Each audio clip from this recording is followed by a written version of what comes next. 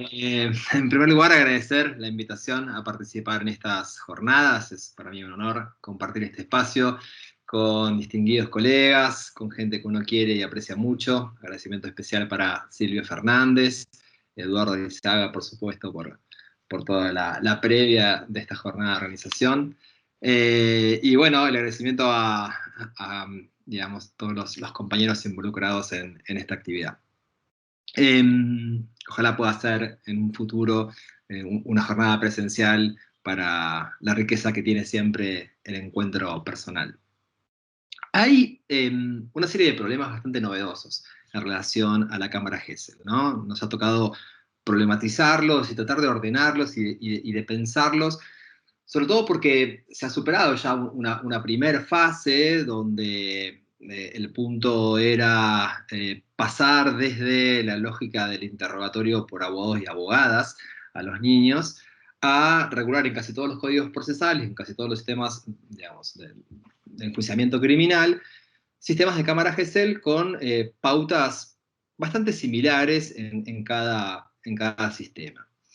Y en ese marco yo diría que hay en relación a la cámara Gesell como tres grandes niveles de análisis que uno podría pensar o tratar de ordenar. Uno de ellos es el nivel de análisis normativo, que por supuesto tiene que ver con el marco legal de cada proceso penal, con las reglas de nuestro Código Procesal Penal bonaerense y también con el protocolo de la Suprema Corte de Justicia de la Provincia de Buenos Aires.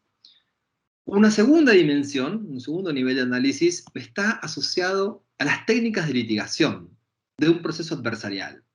Esto es, cómo llevar adelante las preguntas y el control sobre las preguntas, control jurisdiccional sobre las preguntas, anticipando las condiciones de un debate oral, ¿no?, en la lógica adversarial.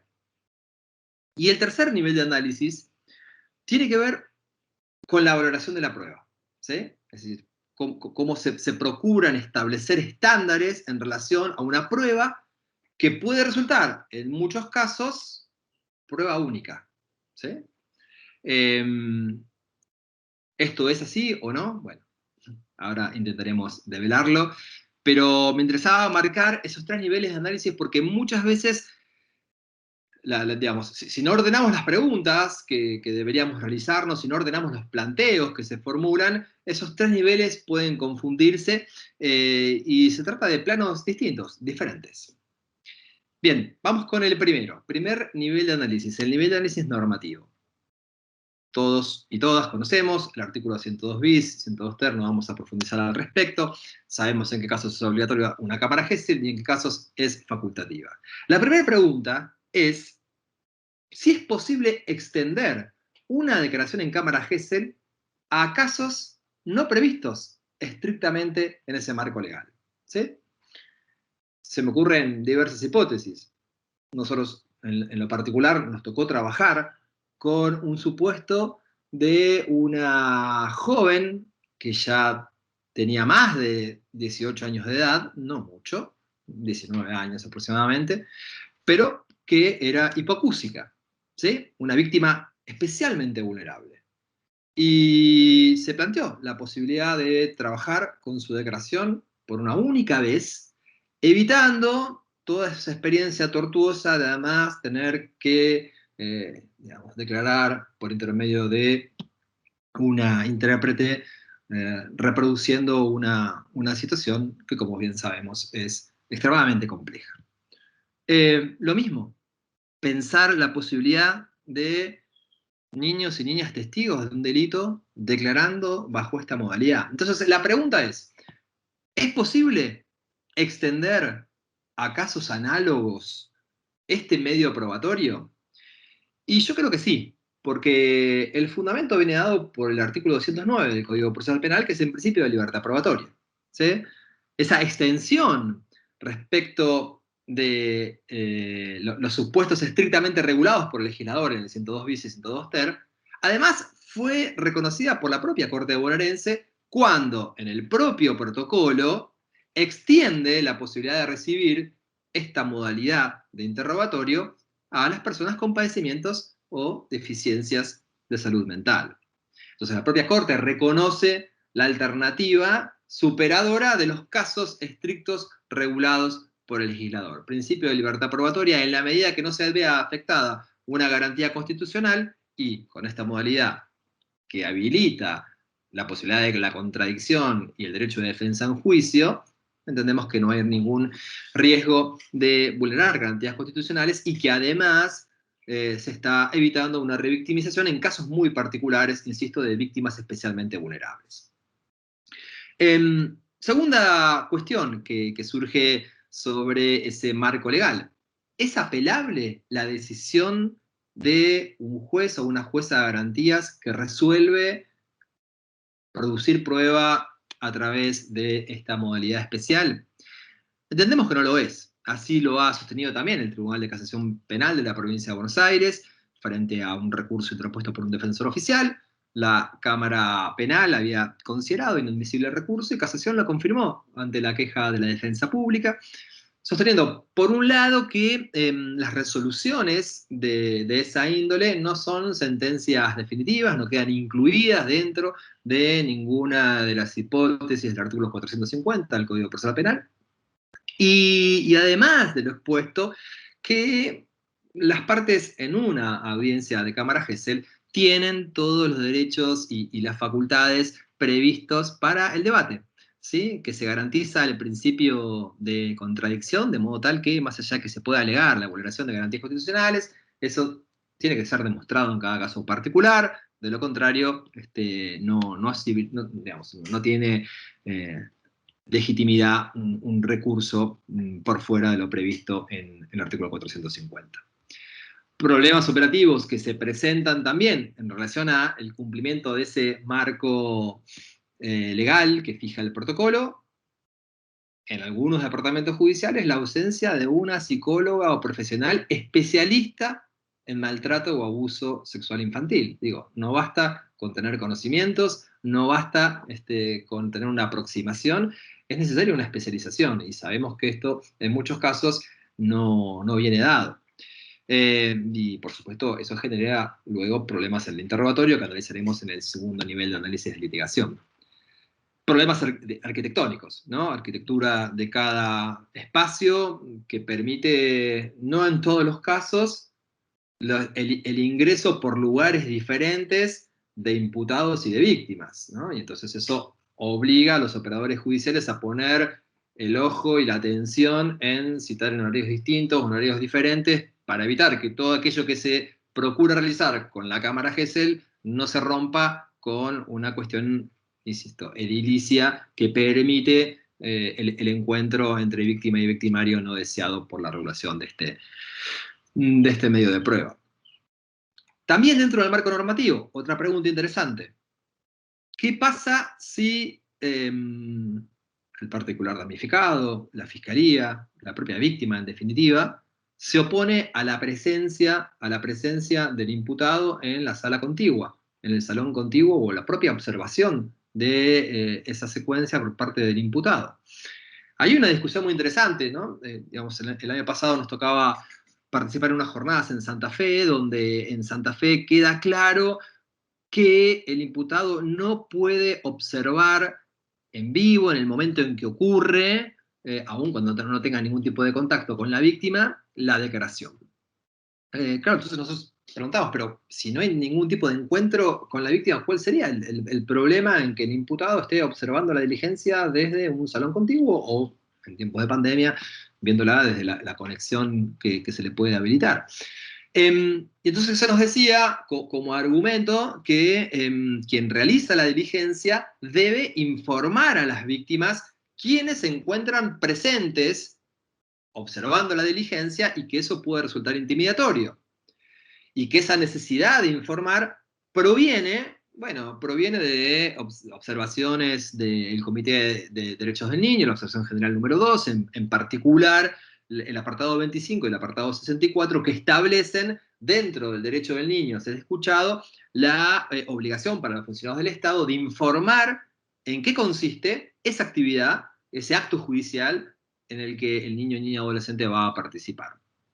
Es objeto de discusión Es una cuestión interpretativa, yo no comparto esa postura, no creo que de esas normas se desprenda una obligación de decirle a la víctima que en la sala contigua está el denunciado presenciando en vivo la diligencia. En todo caso, sí hay que explicarlo en qué consiste la diligencia y que va a declarar por una única vez, pero además, si se interpreta eso y se deriva esa interpretación que ello puede resultar coactivo para la víctima, y por eso impedir la presencia en vivo del imputado presenciando el acto, bueno, lo cierto es que también hay que informar que el denunciado puede ver ese video en diferido, ¿no? Y que lo puede ver las veces que quiera. Y con esa misma premisa, también esa información puede resultar intimidatoria. Bueno, el protocolo de la Corte bonaerense habilita expresamente la presencia del imputado en la sala contigua, eso hace al derecho de defensa material, la posibilidad de sugerirle preguntas a su abogado defensor. En todo caso, sí, vuelvo a insistir en esto, se deberán arbitrar todos los medios para que no exista contacto visual con el imputado el día de la recepción del testimonio. Bien, último punto de este primer marco legal sobre problemas que digamos, estamos advirtiendo que se pueden generar, la posibilidad de reeditar la diligencia en la etapa suplementaria, ¿no? Se ha planteado la posibilidad de volver a llevar a cabo ese interrogatorio en la etapa suplementaria de producción de prueba antes del juicio oral, y eso, por supuesto, nos parece absolutamente inadmisible, y hay también pronunciamientos de casación que así lo han expresado. Eso sí implicaría violentar el interés superior del niño, poniendo en peligro la responsabilidad del Estado frente a los organismos internacionales, ¿no? Es evidente que esa oportunidad en la cual el niño y adolescente declara es la única en el proceso penal. Y en todo caso, las falencias en el interrogatorio implican una posibilidad de pensar esa etapa como precluida y sin un espacio para reeditar esas preguntas. Me parece que esto aparece claro, ¿no? Por más que haya planteos orientados, sobre todo cuando por ahí cambia el abogado defensor en alguna etapa del proceso penal y pretende, digamos, alegar cierta afectación al derecho de defensa en juicio. Eso no es así. Y siempre en este ámbito, cuando hay dos derechos constitucionales en pugna, como el interés superior del niño y el derecho de defensa, bueno, hay una mínima restricción al derecho de defensa, pero bueno, de lo contrario sí habría una revictimización y una afectación considerable al interés superior del niño. Digo, mínima afectación del derecho de defensa desde el punto de vista que no se encuentra con las libertades de interrogar o de confrontar o de carear que genera la instancia del juicio oral en un testimonio ordinario y común. Bien, segundo nivel de análisis, la litigación en la audiencia. La litigación conforme, insisto, los principios del acusatorio. Es una medida que anticipa las condiciones del juicio. Como tal, el desarrollo de la audiencia debe respetar las características del sistema adversarial, particularmente en cuanto a la garantía de contradicción, decíamos recién, que integra el derecho de defensa en juicio. Y entonces, en ese sentido, es muy importante lo siguiente, preparar esa audiencia. ¿Sí? Hacer saber a las partes en forma previa que deben elevar al juzgado de garantías las preguntas propuestas para el futuro interrogatorio, para que ahí se pueda analizar la pertinencia y que se ordene el pliego definitivo de preguntas, que por supuesto, como dice el protocolo, debe ser notificado a las partes y al perito para su posterior conocimiento. Esto no sucede en la práctica en reiteradas ocasiones. Entonces, en caso que no se acompañe el pliego de preguntas en forma previa, se podrán formular preguntas durante el acto, las que serán transmitidas al profesional, quien las va a encauzar adecuadamente. Entonces, de lo que se trata es de procurar reducir al mínimo esas intervenciones, pero tratando de satisfacer el control de la declaración por parte de la defensa. Algo muy importante, las preguntas que se formulan durante el acto deben ser realizadas solo después que la psicóloga especialista en abuso o maltrato infantil termine su indagación. Digo esto porque yo advierto la ansiedad de muchos fiscales y fiscalas de ir al punto del objeto procesal y preguntar con urgencia aquello que interesa, pero eso está mal, ¿sí? Se debe evitar interrumpir los relatos espontáneos de la víctima, se debe permitir la narrativa libre de la víctima, que se sienta cómoda, que se exprese en un ámbito de confianza, no inquisidor, que utilice sus palabras y no las palabras que nosotros, los especialistas del mundo jurídico, pretendemos que utilice para pensar los tipos penales. ¿no? Y por eso es muy importante que esas preguntas se hagan una vez que termina el interrogatorio y se hagan en voz alta. ¿Cuántas veces vemos, esto lo veíamos especialmente antes de la pandemia, a fiscales que se iban a la computadora y mediante preguntas de chat hacían la pregunta a... No, la pregunta tiene que hacerse en voz alta. La pregunta la tiene que controlar la contraparte. Y en todo caso, no solamente el control de la defensa, sino de la asesoría de menores, sino también el control del juez de garantía sobre la admisibilidad de una pregunta que no se puede controlar si es formulada por sistema de chat para la psicóloga que conduce el interrogatorio. Y me parece muy importante que de inicio mismo de la entrevista, el juez de garantías aclare que determinadas preguntas van a ser consideradas inadmisibles. Las preguntas que pretendan avanzar sobre cuestiones ligadas a la intimidad de la víctima que no guarden relación directa con los hechos investigados no son admisibles. Y acá no depende el juez de garantías de la objeción de alguna de las partes. Acá hay un imperativo constitucional derivado de pronunciamientos de la Corte Interamericana de Derechos Humanos que claramente evitan la posibilidad de construir estereotipos de género o cualquier forma de discriminación a partir de un interrogatorio en ese espacio tan particular, cito el caso Beli Franco y otros contra Guatemala, como una pauta de las preguntas que no pueden formularse, preguntas, por supuesto, sobre la vida sexual previa de una víctima, preguntas que no tienen que ver con el objeto procesal, etc.